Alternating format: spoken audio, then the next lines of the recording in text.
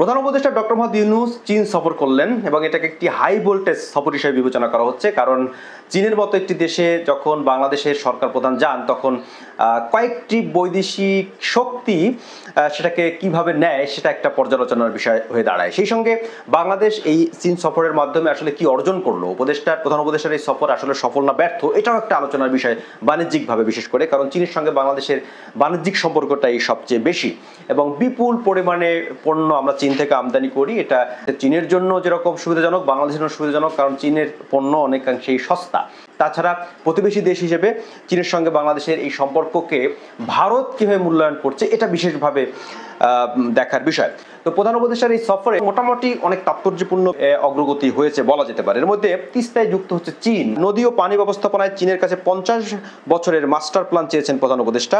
$210 কোটি বিনিয়োগ, ঋণ ও অনুদানের প্রতিশ্রুতি পেয়েছে বাংলাদেশ এবং 1 চুক্তি 8 সমঝোতা সই এবং রোহিঙ্গা বিষয়ে আলোচনা চালিয়ে যাওয়ার আহ্বান করেছেন চীন। মানে রোহিঙ্গা ইস্যু একটা বড় বিষয় চীনের সঙ্গে, কারণ চীনের সঙ্গে মিয়ানমারের একটা ভালো সম্পর্ক রয়েছে।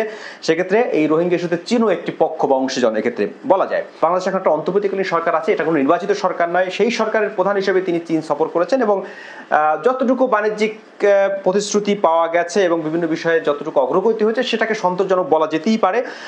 নদী ব্যবস্থাপনায় চীনের এই অংশগ্রহণটা একটু আলাদাভাবে পর্যালোচনার দাবি রাখে, কিন্তু এর বাইরে $210 কোটি বিনিয়োগের প্রতিশ্রুতি পাওয়া গেছে বাংলাদেশের। এটা বেশ একটা বড় অ্যামাউন্টই বলতে হবে এবং বাংলাদেশে এই মুহূর্তে আসলে বিদেশি বিনিয়োগ অত্যন্ত জরুরি এবং প্রধান উপদেষ্টা তার এই চীন সফরে এই চীনের বিনিয়োগকারীদের খোলা হাতে তিনি বাংলাদেশের বিনিয়োগের আহ্বান জানিয়েছেন এবং বলেছেন বাংলাদেশের লেবার কস্ট কম, সুতরাং এখানে আপনি বিনিয়োগ করতে পারেন। চীনের মতো একটি দেশে কীভাবে বিনিয়োগের আহ্বান জানানো, এটা একটু ব্যতিক্রমী, তবে এটাকে ইতিবাচক হিসেবেই দেখতে হবে, কারণ বাংলাদেশে এই মুহূর্তে বিদেশি বিনিয়োগ অত্যন্ত জরুরি এবং বিনিয়োগের পরিবেশ নিয়ে একটা বড় ধরনের প্রশ্ন সবসময় বাংলাদেশে থাকে। সেই বাস্তবতায় প্রধান উপদেষ্টা যথার্থই আহ্বান জানিয়েছেন। এছাড়া রোহিঙ্গা বিষয়ে চীন আলোচনা চালিয়ে যাওয়ার আহ্বান জানিয়েছে। এক্ষেত্রে চীনের আরও একটু বড় ভূমিকা বাংলাদেশ প্রত্যাশা করে। সুতরাং এই আলাপ আলোচনা এখনো চালিয়ে যাওয়ার বিষয়টিকে, এটা একেবারে কিছু না হওয়ার থেকে, আমরা বলি না যে নাই মামার চেয়ে কানামা ভালো, সেরকম অনেকটা আলোচনা চলতে পারে। তবে চীনের আরো বড় ভূমিকা রাখার এখানে সুযোগ রয়েছে। আর তিস্তায় এই সংযুক্তি বাংলাদেশের জন্য কতটা লাভজনক হবে এটা সময় বলে দেবে। তবে ভারত এই বিষয়ে যে একটা তীক্ষ্ণ দৃষ্টি রাখছে।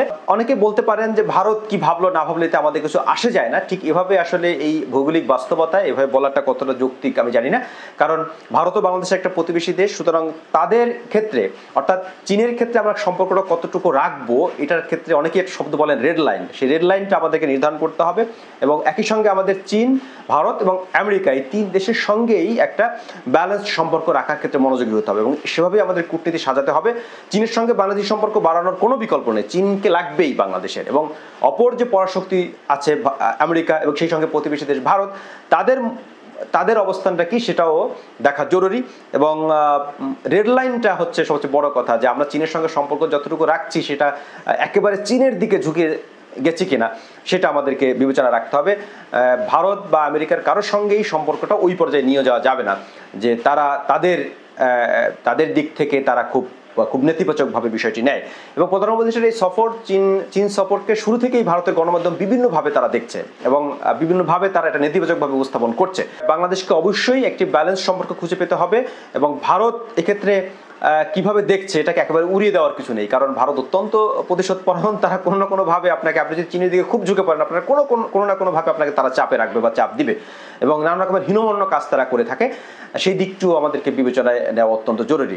আমরা দেখি যে অনেক ছোটখাটো বিষয়ে ভারত আপত্তি করে বসে থাকে। বাংলাদেশ ভারতের অতি নাক গলানোর যে বিষয়টি সেটিকে বাংলাদেশ ইগনোর করবে, কিন্তু তাদের যদি যুক্তিসঙ্গত কোনো প্রস্তাব বা অবস্থান থাকে কোনো বিষয়ে, সেই বিষয়টি বাংলাদেশ ইতিবাচকভাবে মূল্যায়ন করা উচিত।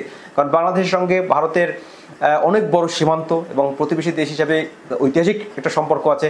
সুতরাং সব মিলিয়ে ভারতের যে আপত্তির জায়গাটা সেটা বাংলাদেশকে সঠিকভাবে মূল্যায়ন করতে হবে এবং এটাকে উড়িয়ে দেওয়া যাবে না। ডক্টর মোহাম্মদ ইউনূস সফরকে আপাতদৃষ্টিতে বলা যেতে পারে যে এটা মোটামুটি সফল একটি সফরই উনি করলেন এবং যেসব বিষয়ে কথাবার্তা অগ্রগতি হয়েছে এটা তাৎপর্যপূর্ণ। কারণ সর্বশেষ শেখ হাসিনা চীন সফর করেছিলেন, তিনি অবৈধ হলেও তিনি বাংলাদেশকেই রিপ্রেজেন্ট করে সেখানে গিয়েছিলেন, কিন্তু তাকে একেবারে খালি হাতে চীন ফিরিয়ে দিয়েছিল, প্রায় কিছুই দেয়নি এবং সেটা ছিল একটা ব্লান্ডার। সেই বাস্তবতায় বাংলাদেশের একজন সরকার প্রধান হিসেবে তিনি সেখানে গিয়েছেন এবং অনেক বিষয় আসলে বাণিজ্যিকভাবে এগুলো বাংলাদেশের জন্য লাভজনকই হবে।